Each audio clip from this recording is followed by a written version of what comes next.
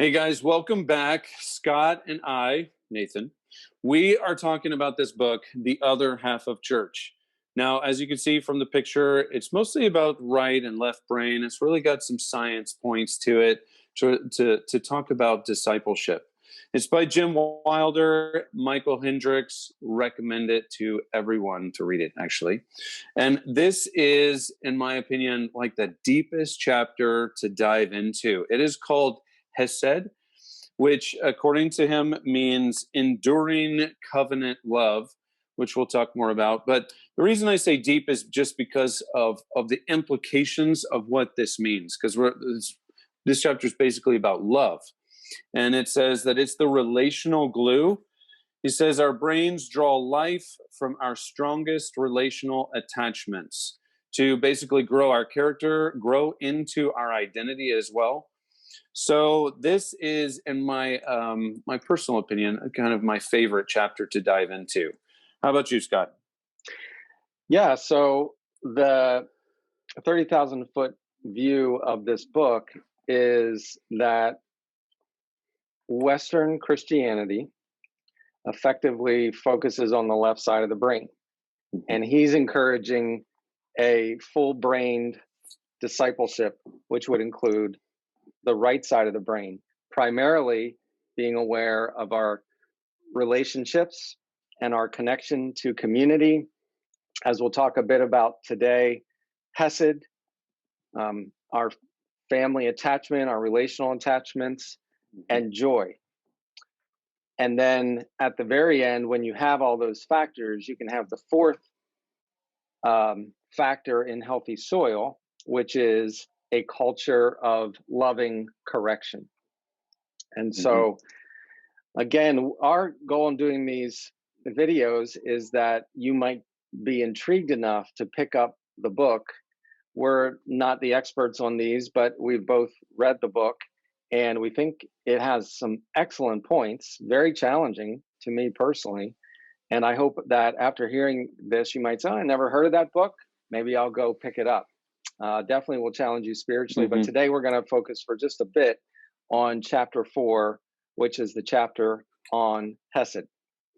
You know, and maybe I can start with a historical point of view, because our discipleship methods are the way they are for a few reasons. And I was just talking to my son the other day about what the word Sunday school, right?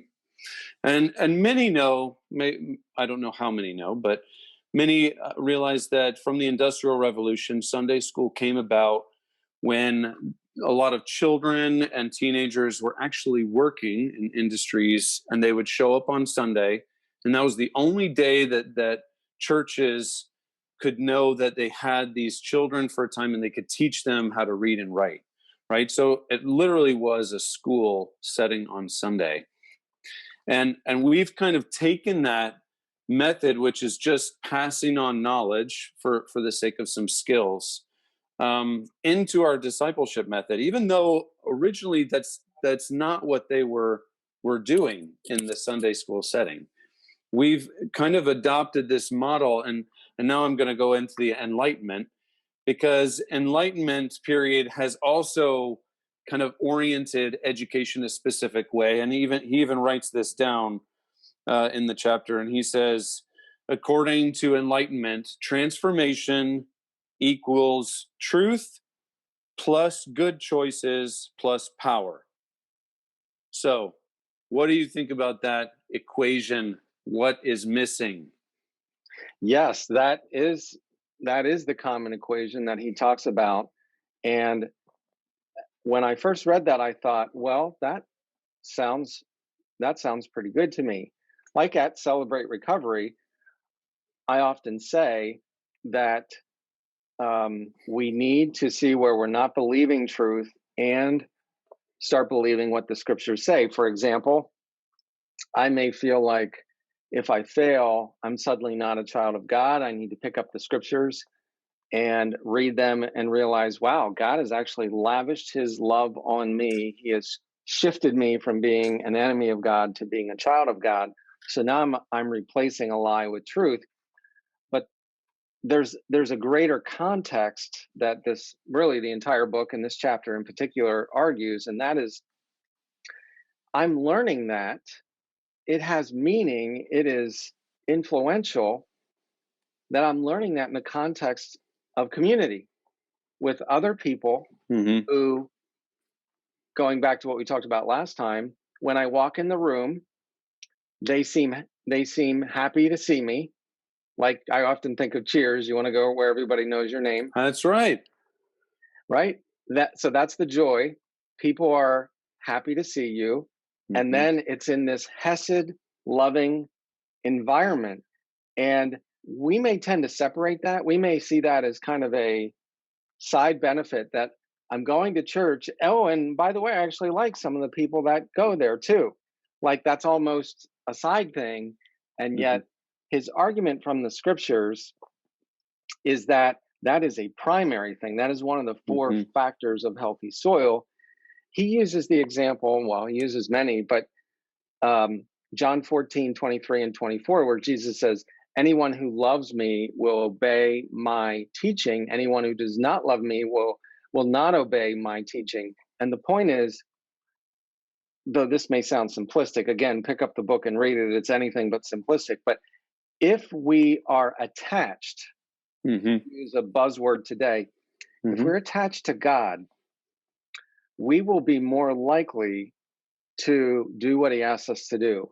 If we're attached to a particular group of people, we will be more likely to do what that group collectively believes is the best, wisest, or most moral thing to do. Without that connection, he argues, on one hand, it's simply knowledge, and that's the formula that you were talking about. So what's missing from that formula is the relational attachment, either between God Mm-hmm. or between people or both.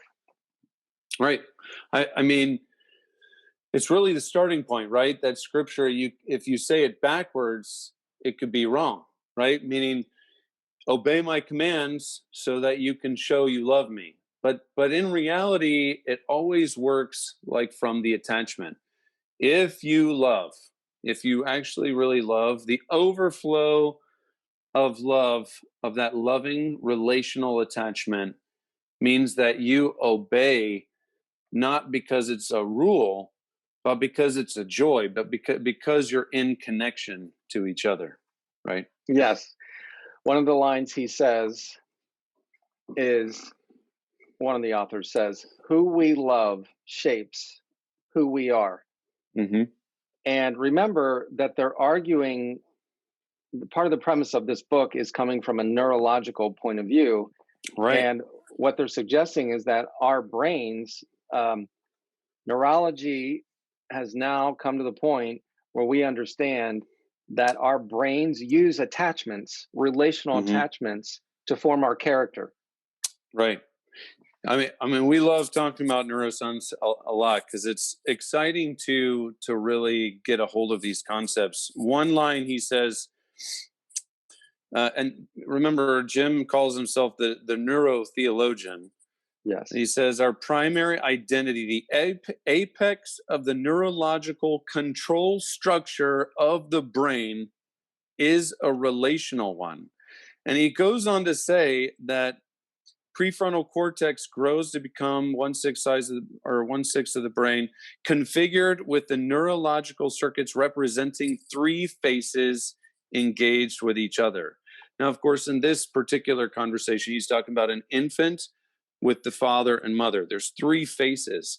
And yet we know that neurologically speaking, that means that even in our spiritual formation, that's why he's saying we must behold the face of God, right? Because that is what is helping to form our identity. That's right. And then the identity that we believe that comes from the community that we're hanging out with will then determine the decisions that we make. Mm-hmm.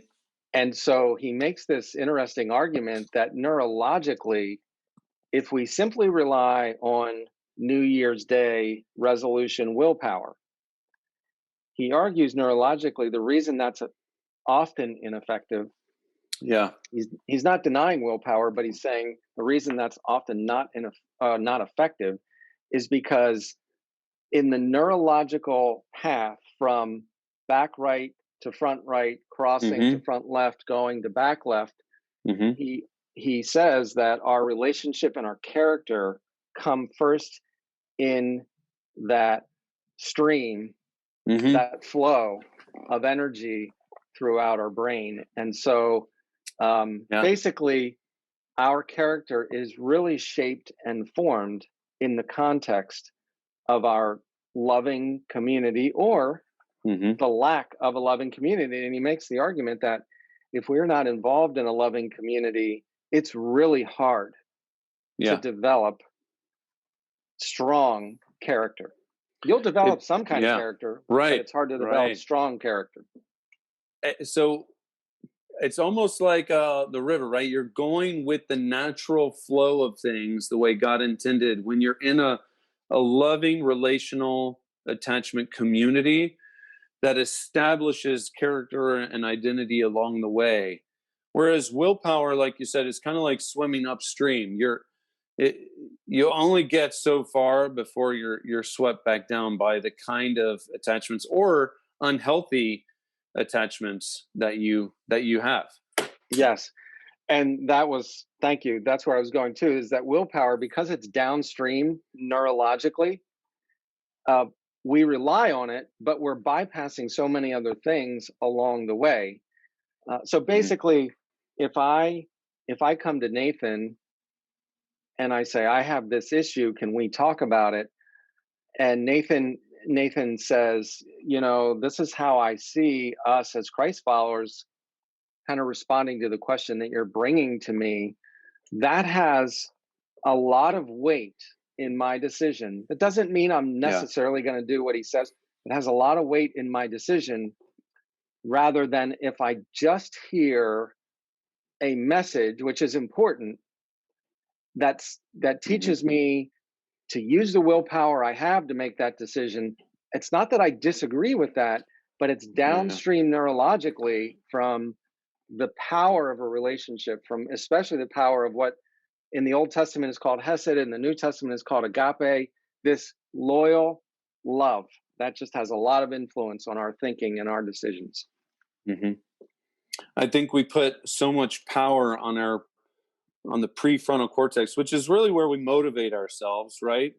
And we would like to think that there's enough power there to okay, I will, right? The equation in the beginning, transformation is truth and power, good choices, meaning I have the power for my prefrontal cortex to operate well.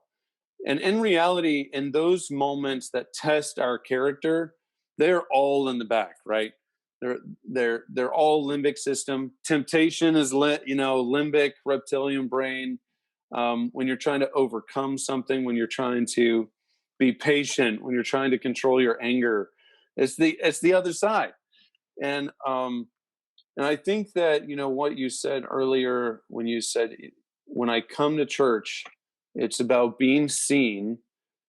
And the one part I'm thinking is being seen, but also being heard, having the ability to talk about something real. Like, hey, I'm really struggling. When everyone asks that blatant, superficial question, hey, how you doing? And the correct response is fine. What if someone didn't say fine? They felt safe enough to say, actually, it wasn't a good week for me. And I think that means that there's strong hesed in the community to feel like it's a safe place to actually be truthful.